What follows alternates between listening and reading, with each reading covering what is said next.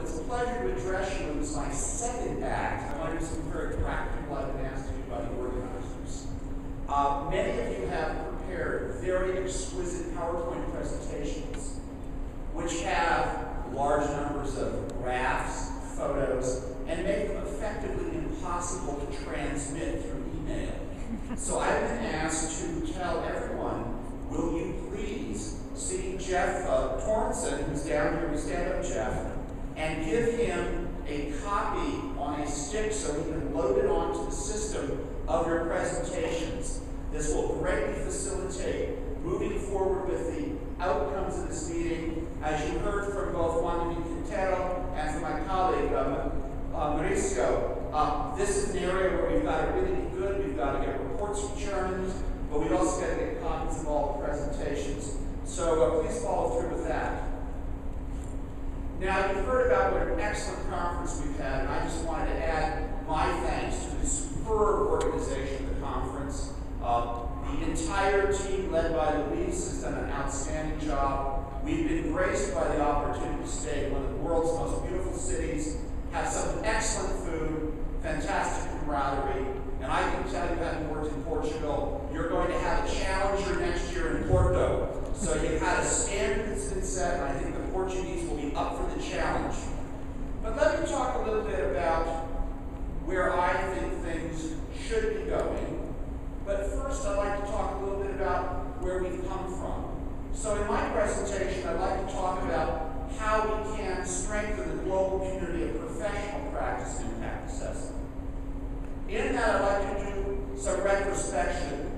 This is an organization which has existed for over 30 years. Impact assessment has been practiced for over 40 years now. I'd like to talk a little bit about the past because I think that ties in very well with the future. I'd like to talk about some of the incredible challenges and opportunities we have as a professional association. And I would particularly like to talk about the issue of better engagement in a full partnership with the branches and the affiliates as a major activity we need to focus on. With that, I'd like to note that we have had a major achievement over this last 30 years.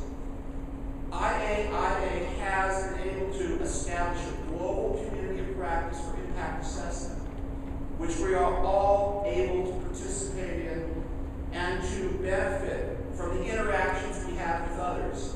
As you heard in the good, bad, and ugly presentation, which I thought was great, one of the key things was this networking, the ability to interact with others, to find things out both formally through being in presentations and informally by talking with others, sometimes in structured sessions, sometimes in extremely unstructured sessions, and sometimes late into the night. But I think we need to have a retrospective view on the practice of impact assessment. In the keynote address of Dr. Zamora, one of the things he said on Tuesday morning was needing to recognize the importance of revisiting the fundamentals of impact assessment. And I would like to underscore that. When we look at some of the challenges, yes, the whole question of strategic assessments is really critical. The new types of innovative instruments is quite critical. But at the same time, we cannot leave the past. We need to make it work better. And I think it's particularly important because this is where most of the legislative mandates exist, with the classic requirement for impact assessment. And with the economic revival globally, the large increase in government investments and private sector investments, it's really quite important that we continue to deal with this as well as move forward with many of the innovations we're discussing in the last 3 days here. This whole question of scoping remains critical. I cannot underscore the importance of looking at alternatives. Quite clearly, baseline is an issue, and engagement with civil society is part of that. This whole question of avoidance and mitigation remains central because that's where things make a difference, and the importance of monitoring. With the anniversary of 40 years of environmental assessment in the United States, there was quite a bit of work done looking back. What did we learn? And I think it's really important for this group to reflect on this, not because the United States is longevity of the practice, so that there's a time series in which one can reflect longer. But it's quite interesting when one looked at the question of what had been learned about 40 years of practice in the U.S.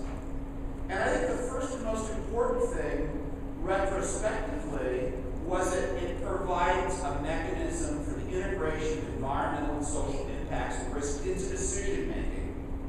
And I think this is one of these key fundamentals. Why are we doing this? We are doing this to inform decision making, to let governments, the public, understand what the issues are, what the opportunities are, the challenges, the impacts and risks. So it is informing decision making. Secondly, in retrospection, one of the most important things was establishing accountability related to environmental and social decisions. In other words, one cannot say when things go wrong, I didn't know. No one told me. This is very, very important. People do need to know their impacts and risks, and in a very transparent way, make decisions. It is not wrong to make decisions where there may be adverse impacts or risks. It's wrong not to be aware that they exist and not to basically be very open that those are things that are being taken into account. Again, this whole question of looking at alternatives. Are there other ways to achieve the same objective? And one of the critiques we heard the other morning in the keynote address was people going straight to mitigation, not looking at the whole question of alternatives, but directly to say, we accept the proposal, and now how do we mitigate these potential impacts and risks? One thing that's also been seen in the United States, but this is a global trend, is impact assessment moving from a permitting instrument, essentially a regulatory tool, to a planning instrument. And of course, this is why there's so excitement about the strategic impact assessment. This is a way to basically move up in the hierarchy of planning, decision-making, and strategy. And I think we do need to recognize that impact assessment is complementary to physical planning tools, to spatial planning tools, to economic planning, and I think this remains a major area for innovation. It also allows for parties to understand and determine whether there's an accurate and adequate base of information to make decisions. And I think what we will see is a continuing trend of trying to get excellent data, but in many cases having to say, look, we have to make a public decision, we've got to make a corporate decision, and we're going to have to use limited data sets. It doesn't mean that limited data sets should not be used, but it better be very clear to everyone they're limited and what the types of implications of those limited data sets are. This was clearly a theme talking about how we put more science into our work, but I would also argue, and this has been an overarching discussion here, about how we have both science and social science in a very balanced and integrated way in the way we proceed forward. Opening decision-making process to the public and providing an opportunity for consultation and disclosure has been one of the greatest things that I have seen from my perspective in work on impact assessment. We can certainly see this in the work of the multilateral development banks, the bilateral donor organizations, which I have worked in. Impact assessment was where these organizations, we were at the point where they had to make a decision. If we're going to adopt impact assessment as a mandatory requirement, then we're going to not only have to say we will do studies, we will have to accept key elements of that process, which is public consultation and disclosure of information. And I think this is why certainly in international development, the use of impact assessment has been the cutting edge of transparency, civil engagement, and ultimately accountability. And quite clearly, the process side of impact assessment has given citizens and communities a voice. I think these are things we need to reflect upon as we go forward, because these are very important, both in terms of the product we produce, the processes we undertake, but the way these feed into public debate, public decision making, and promoting environmentally and socially sustainable development. Looking forward in the case of IAIA, first of all, I believe that the incredible diversity of IAIA, as reflected in this room, is an incredible and valuable asset. It is our major asset. It's what distinguishes this as an international organization, an international professional association from others. We've got this great diversity of nationalities. We've got an incredible diversity of languages. Academic training, very diverse.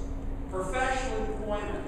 In this room we have people who are retired, people who are entering the workforce, people who are students, academics, people working in consulting firms, people working in government administrations. We've got cross-cutting interests, and we have specialized interests.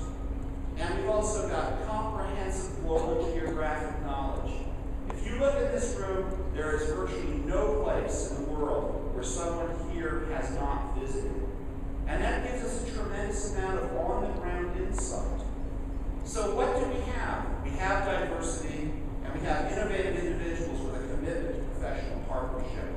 And I believe IAIA is about international partnership. What are some of our challenges? One of the critical challenges is maintaining leadership in development and dissemination of methods, innovations, and good practices for impact assessment worldwide, and using impact assessment in a comprehensive way. We need to continue to coordinate an annual meeting. This meeting has been a tremendous success and sets a standard for others. At the same time, IAIA will need to work in having selected special symposiums and regional meetings on key topics. These complement rather than compete with an annual meeting. We also need to expand the provision of high quality and innovative services to the branches, affiliates, and individual members. We also need to make full use of the opportunities provided by electronic media to interactively communicate ideas and disseminate information. We are in a new age, and Fargo, North Dakota is not isolated in this new age, I can assure you. We need to strengthen the support for the activities of the sections, and including enhanced communication platforms and methods, and we need to create ways that the sections can more effectively interact with each other. We do have a richness of ideas in these sections, and I think cross-fertilization would be very important. We do need to expand the engagements with the branches, the affiliates, and related bodies to make them full partners in the work of IAIA. And I will elaborate on this more in just a minute. A few last challenges. We need to enhance the involvement of IAIA as broadly defined in capacity building and training. This is a place where this global network of committed, innovative professionals working together in partnership can have a dramatic impact over the short, medium, and long term. Just starting with mentoring others, but also more structured programs. And I think it's very appropriate to say here in Mexico, this is an international association, and we need to move beyond English as an operational language. We need to find ways to do this that are practical and cost-effective, but we do need to recognize that this is a barrier for the organization, and by carefully considering this and overcoming it, we can grow, we can prosper, and we can become stronger. My view is that all of us, all members, we need to collectively work together to meet these challenges over the short and medium term. These are not challenges that are insurmountable. They're challenges that have to be dealt with piece by piece and incrementally.